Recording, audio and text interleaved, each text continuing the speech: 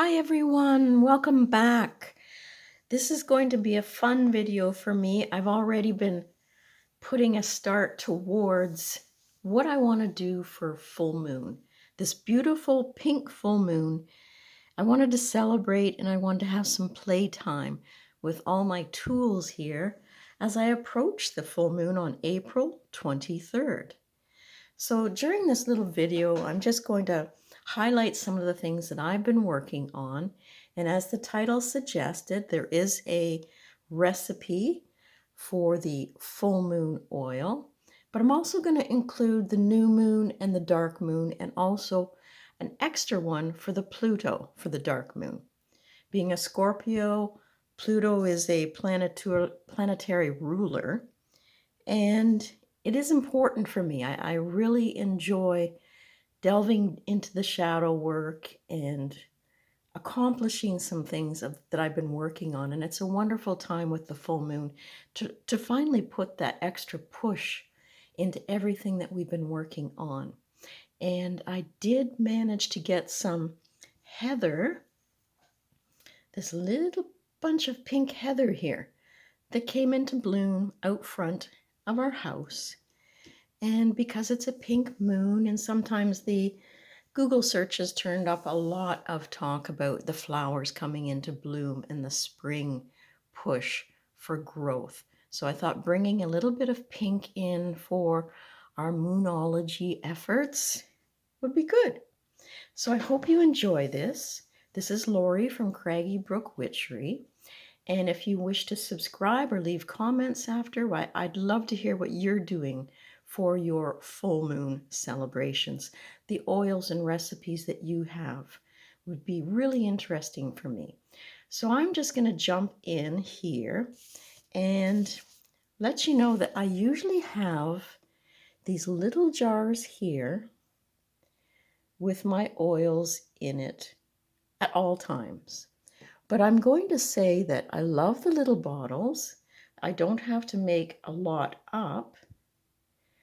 But what I found was the corks on the top, I think it somehow takes away from the fragrance over time.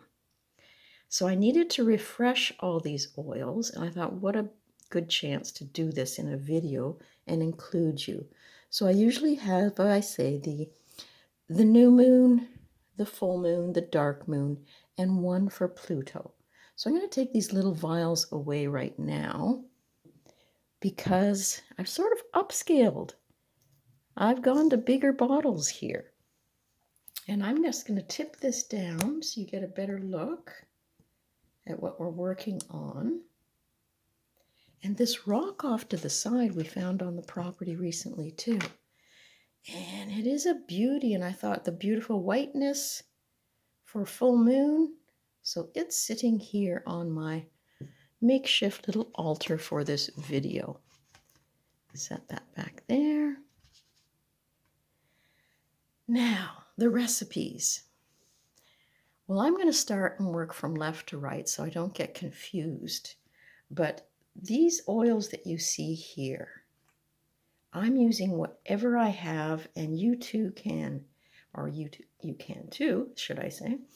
And feel free to substitute.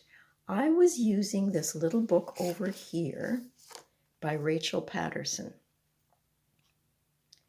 And it's all about celebrating moon magic. Now in here, she has pages and pages of information. It's a great little resource. And what I did too was to tabulate where all the sections were so that I could easily grab it and get some suggestions from Rachel on what to do to celebrate each of the moons. And I marked a couple pages in here, so I'm going to open this up to show you. Bring this back in here. So it's quite lengthy for the information that she gives you and her ideas around working with the full moon. And then on the next page, it really gets interesting because she includes right there in that section full moon herbs, oil, and incense ingredients. And you can choose from those to get you started on making your own. Get this back in focus again. There we go. So she has a full moon balm, and there's the ingredients there. Full moon recipe with other essential oils, and full moon crystals, which comes below that full moon herb, oil, incense ingredients, but I'm really focusing on those today. On the other pages, you can see she's got quite a selection. So if you don't have the ingredients on your shelves for certain ones, you can ad lib. Look on the internet too for substitutions, because that helps when you don't have the exact ingredients. So this goes on for about 9 pages. Full moon rituals, how to cast your circle, calling the quarters. So I'm going to set that aside for a minute because I just wanted to show you that. And I got mine on Amazon, and I see in the bottom barcode $9.95 in the States. I think I didn't pay much more than that when I bought this. So it is by Rachel Patterson, who is a high priestess. And you can see there her coven name. And I just found it very beneficial. Now the other thing I'm going to mention is I found this little thing on Amazon too, because you have to label your bottles. And these are stickers that I've cut down for these ones here. And they're not intrusive, and they come on a big roll. They're sticky, and they're supposed to be, I think, waterproof too. This is a pen that comes with it. So it allows you to write on the labels quite nicely. It's not super fine, and you sort of have to let it dry before you put the label on, because you might smudge it a little bit. All right, so now going back to the left side over there in these bottles, these were the 3 that I chose to put in my new moon blend that I can have on my shelf. I know we're approaching a full, and we'll get to that recipe in a minute, but it's nice to have a selection so that you can be ready. So for me, the frankincense here, I was doing some research on why Rachel suggested that, and it had to do with purity. And when I think of the new moon and the maiden, there is that essence there of purity. The orange certainly gives some quick energy and some zest. And the patchouli is all about, for me, potential. It's a blend that I had many, many years ago. There's a woman who was teaching massage, and her company was called Out of the Earth. So you might find that still on the internet. And she does a lot of research into finding the purest essential oils. So that was nice when I was living in BC to have access to her and her essential oils. So that's a little shout out there. Her name was Cynthia from Out of the Earth. And look it up, see if you can find it, see if she's still available. I'm not sure.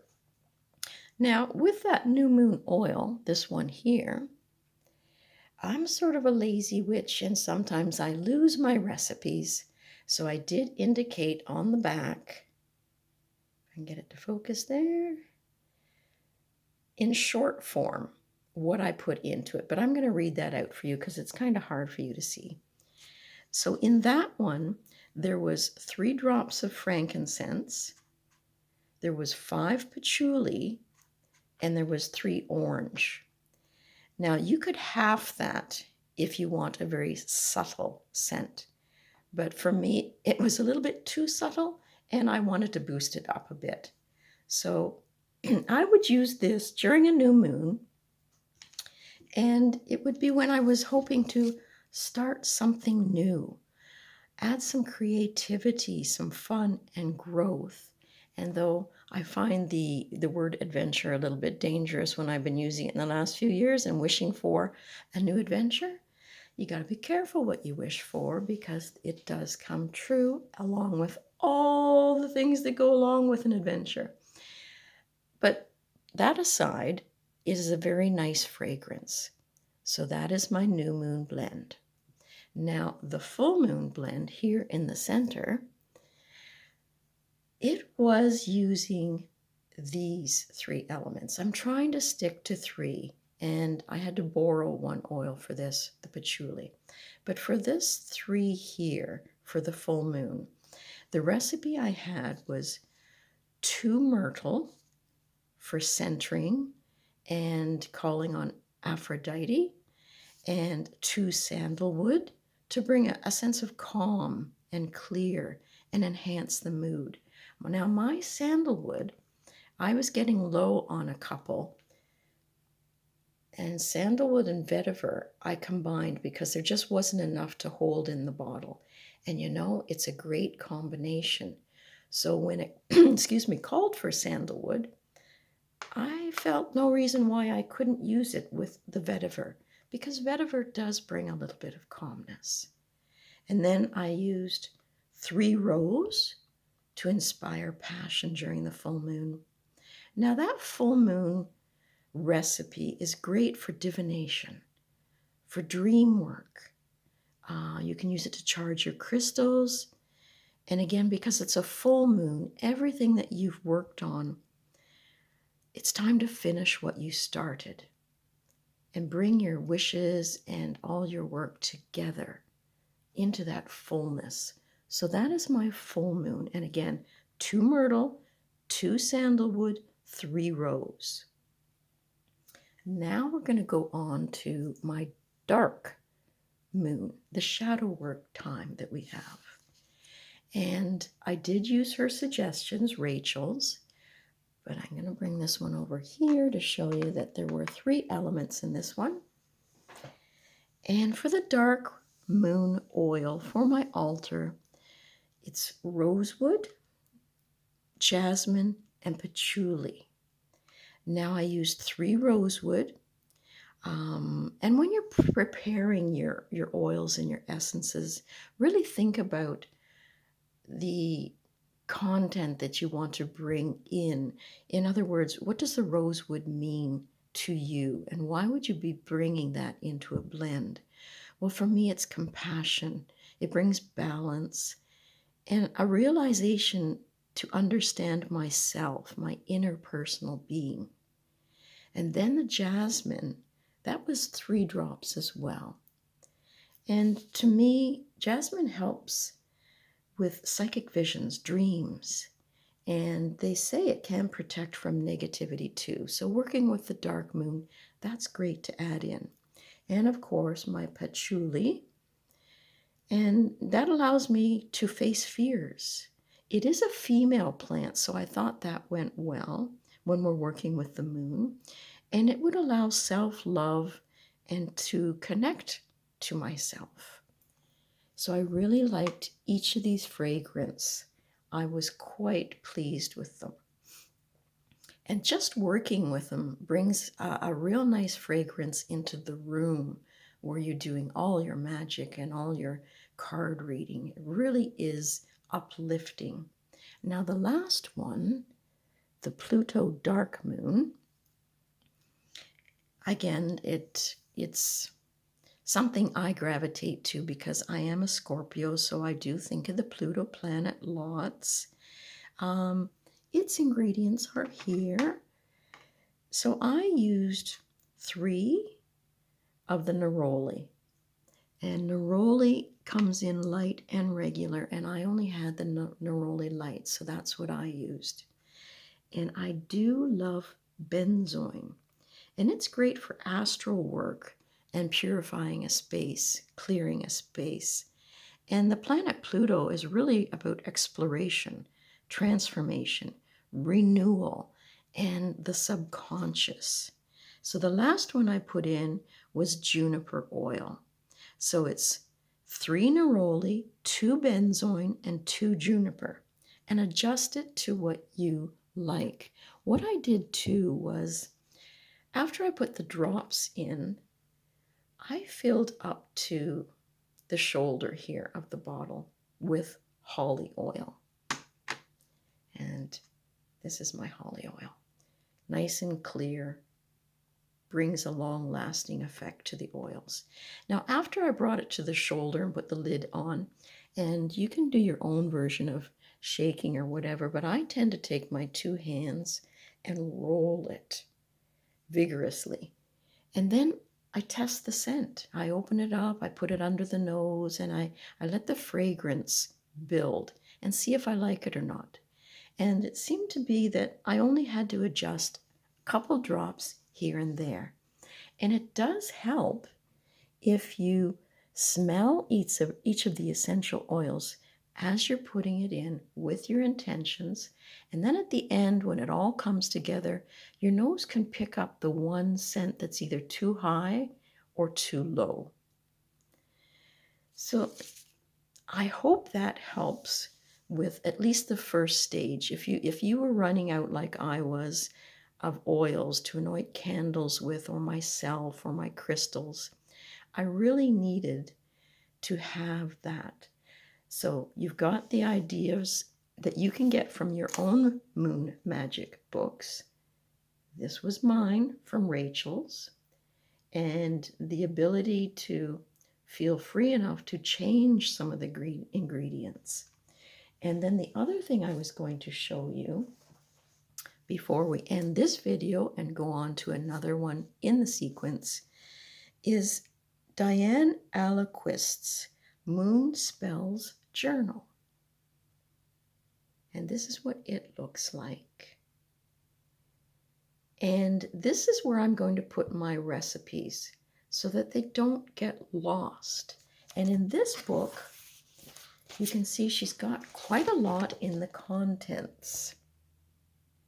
And it goes month by month, all the way through the year, giving you ample opportunities to work through a lot of moon spells.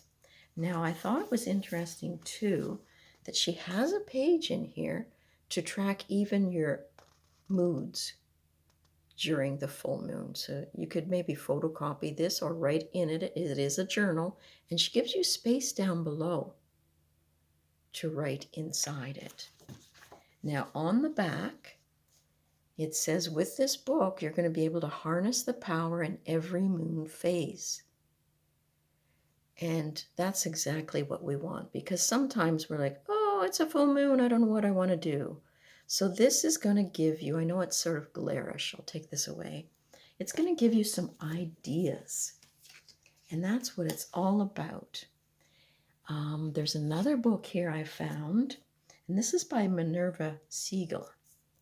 I hope I said her name right. And it is Spell Jars for Modern Witch. So I'm going to be taking a walk through that with you in a bit. But what I liked about her book was she has a lot of helpful correspondences for colors. You can see that page there when you're bringing your crystals and things in.